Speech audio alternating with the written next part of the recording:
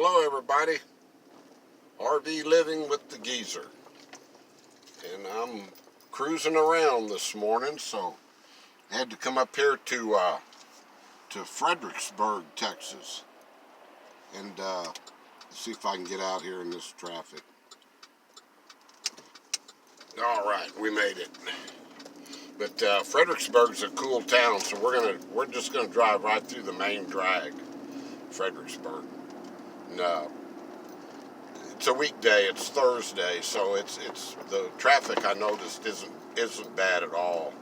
If you come up here on a weekend nowadays, this main street is jam packed. I mean, for a little hill country town, Fredericksburg's about, I think, 12,000 now. Of course, I'm riding on a bumpy bunch of patch stuff there to shake y'all. Yep, shaking y'all around again. But we'll see how it's got a lot of red lights too for a small town, so we'll see if we get lucky and hit the greens. But it's a neat town. There's all sorts of cafes and restaurants, but like I say, the tourists pack in here on weekends. People from, I think we're about 60 miles from Austin. And the place fills up with people from Austin on weekends. And, I mean, you can't even get down Main Street. And it's a popular place to come.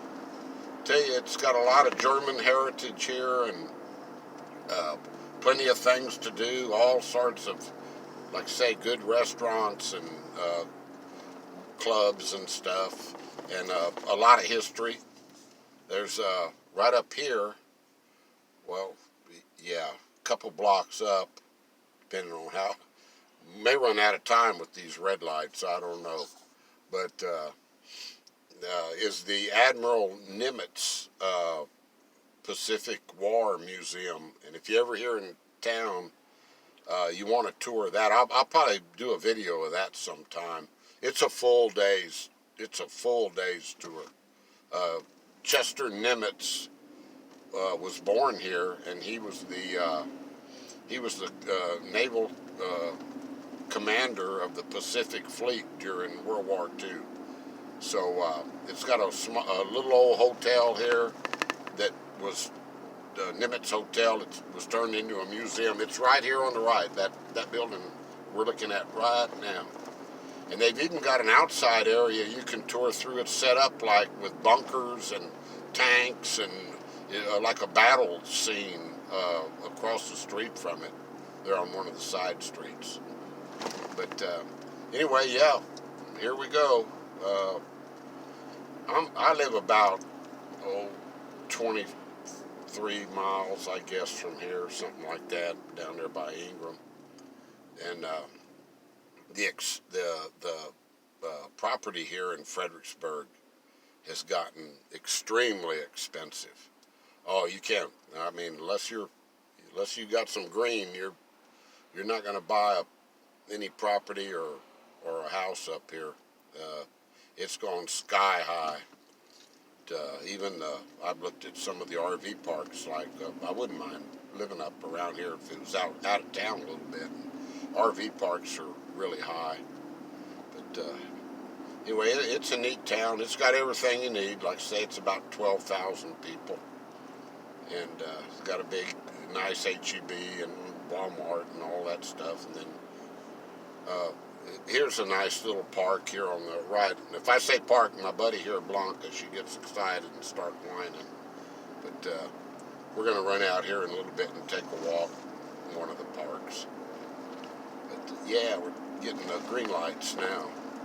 But as you can notice, a lot of these buildings are the stone, and these were German rock layers. A lot of rock layers around this part of Texas are Mexican rock layers, but because the trade is just there. But these old Germans, they knew how to lay that stone too. There's some beautiful buildings here in Fredericksburg. And this Main Street, I mean, there's a lot of businesses on it. It's packed for about, probably 3 miles long, I guess. For a small town. Of course, there's a lot of people that That 12,000 people, that's city limits. There's a ton of people that live in subdivisions outside of the city, out in the county. I'm going to go ahead and wrap this up. I came up here today because I won some tickets for a wild game dinner.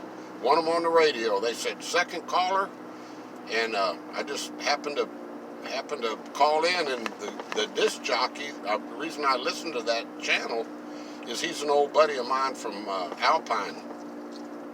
Lived out in Alpine, old Jerry Sotelo, and he said, I recognize that voice, and he nailed me. But anyway, I got 2 tickets for Saturday night to the wild game dinner. So that worked out really well. And I'll end this video. Mention a couple more channels that I watch that I haven't mentioned yet.